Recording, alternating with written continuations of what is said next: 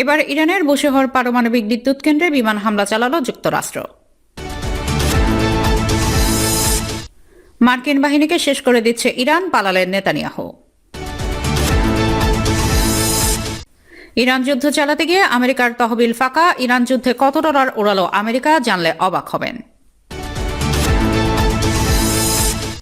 Iran আসল কাজ আগেই করে রেখেছে। এবং সর্বশেষ জানাবো ২০ বছর বনাম ৪ মাস, ইরান যুদ্ধ নিয়ে ট্রাম্পের পাল্টা জবাব। দর্শক শুনছিলেন সংবাদ শিরোনাম, এখন জানিয়ে দেব বিস্তারিত সংবাদ। তবে তার আগে অনুরোধ থাকবে এই ভিডিওটিতে একটি লাইক দিন এবং কমেন্ট করে জানিয়ে দিন আপনি কোথা থেকে বা কোন জেলা থেকে আমাদের সংবাদ শুনছেন এবং দেখছেন। এবার ইরানের বুশেহর পারমাণবিক বিদ্যুৎ কেন্দ্রে বিমান হামলা চালালো যুক্তরাষ্ট্র। মার্কিন প্রতিরক্ষা দপ্তর জানায় ইরান যুদ্ধে এ পর্যন্ত যুক্তরাষ্ট্রের ব্যয় ৩৭.৫ বিলিয়ন ডলার। জবাবে মধ্যপ্রাচ্যের মার্কিন ঘাঁটিতে হামলা অব্যাহত রেখেছে তেহরান। ট্রাম্পের দাবি ইরানের অবস্থা খারাপ হয়, এখন শান্তি আলোচনা চাইছে তারা। একই সময় যুদ্ধ বন্ধে চলছে কূটনৈতিক তৎপরতা। টানা ১১তম রাত ইরানি বিমান ও ক্ষেপণাস্ত্র হামলা করেছে যুক্তরাষ্ট্র। রাজধানী তেহরান, উত্তর পশ্চিমের তাবরিজ, বুশেহর, সিরি, বেহবাহান ও অমিদিয়া সহ কয়েকটি এলাকায় বিস্ফোরণ হয়। এরপর তেহরানে সক্রিয় করা হয় বিমান প্রতিরক্ষা ব্যবস্থা। সেন্টকম জানাচ্ছে হরমুজ প্রণালীতে বাণিজ্যিক জাহাজ চলাচলে হুমকি মোকাবেলায় ইরানের সামরিক অপারেশন সেন্টার ড্রোন, গুদাম, বিমান হ্যাঙ্গার, নৌ সক্ষমতা ও সামরিক সরবরাহ অবকাঠামোতে হামলা চালানো হয়। জবাবে মধ্যপ্রাচ্যের মার্কিন ঘাঁটিতে হামলা করেছে ইরান। নিজেদের আকাশ প্রতিরক্ষা ব্যবস্থা ব্যবহার করে ইরানের পাঠানো একটি ড্রোন ভূপাতিতের দাবি করে কুয়েত মার্কিন প্রতিরক্ষা মন্ত্রী পিট হেগসেট জানান, ইরান যুদ্ধের ব্যয় ইতিমধ্যে ৩৭ বিলিয়ন ডলার ছাড়িয়েছে। নতুন করে অতিরিক্ত ৯০ বিলিয়ন ডলার বরাদ্দ চেয়েছে পেন্টাগন। এ নিয়ে কংগ্রেসে ডেমোক্র্যাট সদস্যদের জেরার মুখে পড়েন হেগসেট। এদিকে মার্কিন প্রেসিডেন্ট ডোনাল্ড ট্রাম্প জানান, শান্তি আলোচনার জন্য ইরান মরিয়া হয়ে আছে। শিগগিরই ইরানের সন্দেহভাজন পারমাণবিক স্থাপনা পিকেক্স মাউন্টেনে বড় ধরনের হামলা চালানো হতে পারে বলে উল্লেখ করেন মার্কিন প্রেসিডেন্ট। জবাবে ইরান সতর্ক করে বলছে, পারমাণবিক স্থাপনায় হামলা হলে মধ্যপ্রাচ্যের পুরো অঞ্চলে মার্কিন ঘাঁটিগুলো গুড়িয়ে দেওয়া হবে।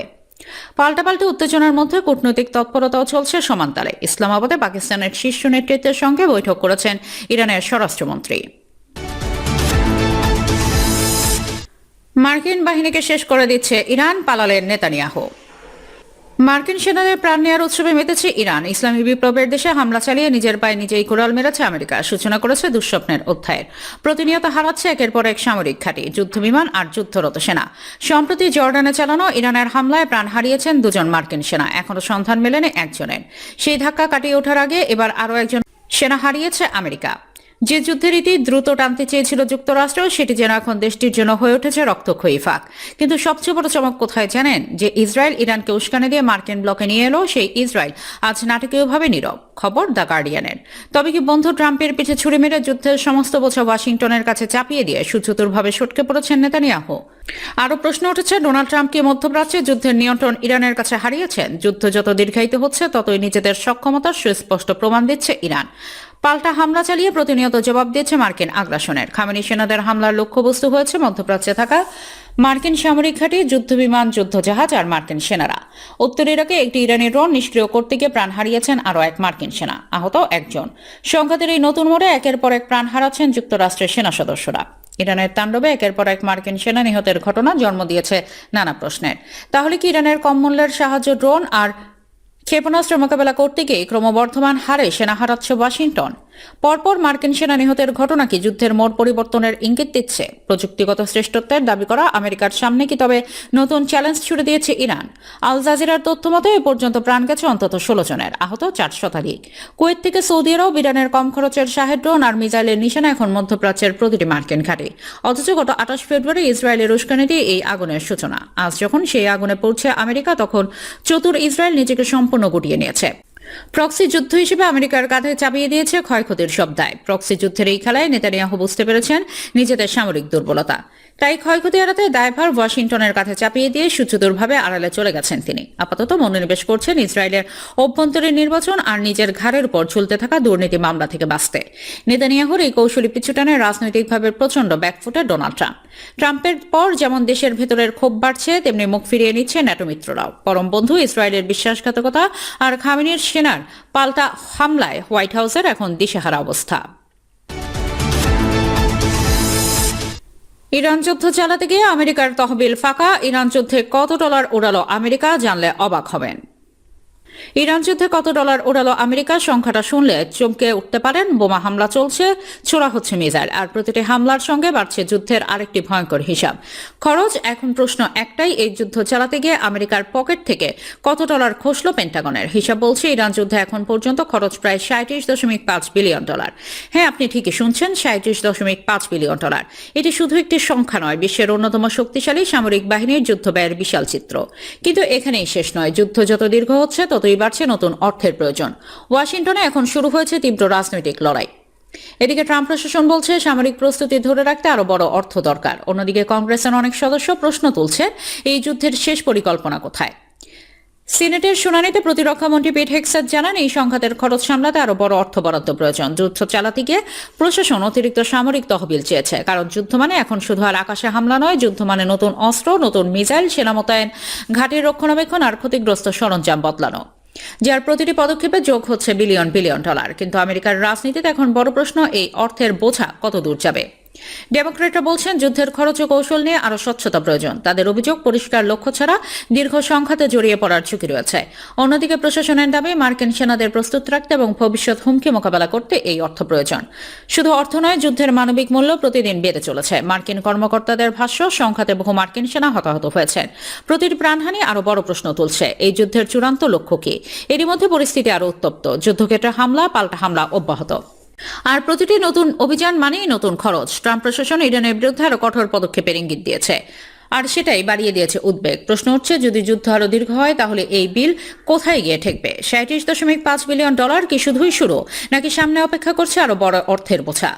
একদিকে যুদ্ধের ময়দানে বিস্ফোরণ, অন্যদিকে ওয়াশিংটনে অর্থের হিসাব। একদিকে সামরিক অভিযান, অন্যদিকে রাজনৈতিক চাপ। ইরান যুদ্ধ এখন শুধু আর অস্ত্রের লড়াই নেই, হয়ে উঠেছে অর্থকৌশল আর ভবিষ্যৎ পরিকল্পনারও বড় পরীক্ষা। শেষ পর্যন্ত সবচেয়ে বড় প্রশ্ন গিয়ে ঠেকেছে, যুদ্ধ জিততে কত খরচ হবে আমেরিকার। ইরান আসল কাজ আগেই করে রেখেছে। আমেরিকা ও ইসরায়েল ভেবেছিল নজিরবিহীন যৌথ বিমান হামলা চালিয়ে ইরানের পারমাণবিক স্বপ্নকে বুঝি চিরতরে মাটির সাথে মিশিয়ে দিয়েছে।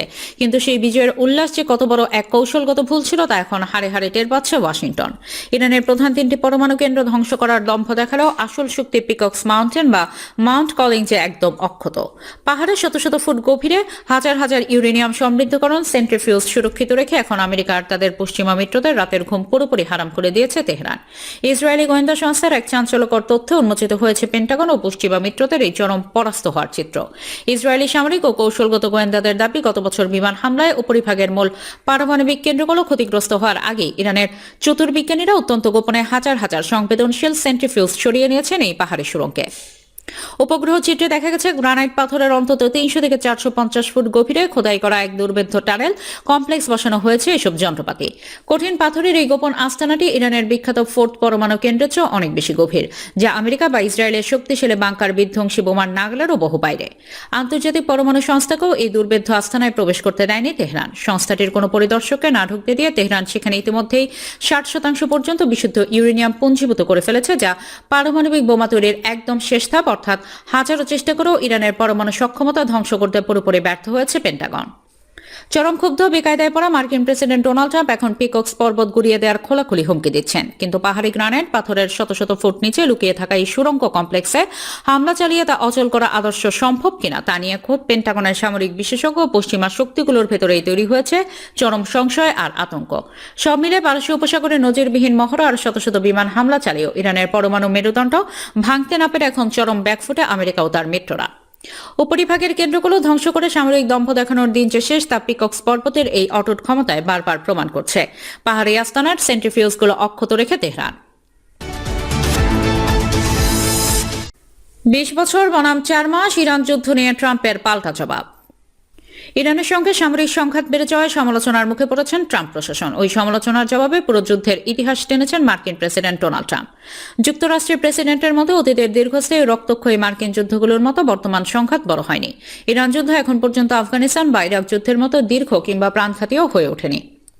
সামাজিক যোগাযোগ মাধ্যমে দেয়া এক পোস্টে ট্রাম্প আফগানিস্তান, ইরাক সহ যুক্তরাষ্ট্রের কয়েকটি বড় সামরিক অভিযানের সময়কাল ও প্রাণহানির পরিসংখ্যান তুলে ধরেন ট্রাম্প। তিনি লেখেন, আফগানিস্তান যুদ্ধ 20 বছর, 2000 নিহত; ইরাক যুদ্ধ 9 বছর, 4600 নিহত। এরপর ইরান সংঘাতের প্রসঙ্গ টেনে তিনি উল্লেখ করেন, ইরান সামরিক সংঘাত 4 মাস, 18 জন নিহত। ট্রাম্পের বক্তব্য অনুযায়ী অতীতের দীর্ঘমেয়াদী যুদ্ধগুলোর তুলনায় ইরানের সঙ্গে বর্তমান সংঘাতের সময়কাল এবং প্রাণহানি অনেক কম। তাই এই যুদ্ধকে অতিরঞ্জিতভাবে সমালোচনা করার সুযোগ নেই বলে তিনি ইঙ্গিত দেন। তবে ট্রাম্পের এই মন্তব্য নতুন করে বিতর্কের জন্ম দিয়েছে। অনেকের মতে যুদ্ধের সাফল্য বা ব্যর্থতা শুধু সময়কাল কিংবা নিহতের সংখ্যা দিয়ে বিচার করা যায় না। তারা সংঘাতের অর্থনৈতিক ব্যয়, আঞ্চলিক স্থিতিশীলতা, বেসামরিক মানুষের ক্ষয়ক্ষতি এবং দীর্ঘমেয়াদী কূটনৈতিক প্রভাবকেও সমান গুরুত্ব দেওয়ার আহ্বান জানিয়েছেন। ইরান যুদ্ধ নিয়ে ট্রাম্প এর আগেও একাধিকবার বলেছেন, এটি ভিয়েতনাম, আফগানিস্তান বা ইরাক যুদ্ধের মতো দীর্ঘস্থায়ী সংঘাতে পরিণত হবে না এবং যুক্তরাষ্ট্রের কৌশলগত লক্ষ্য পূরণেই অভিযান পরিচালিত হচ্ছে। দর্শক, এই ছিল আমাদের হাতে পাওয়া সর্বশেষ সংবাদ। পরবর্তী সংবাদ দেখার আমন্ত্রণ জানিয়ে এখানে বিদায় নিচ্ছি। সবাই ভালো থাকবেন, সুস্থ থাকবেন। আল্লাহ হাফেজ।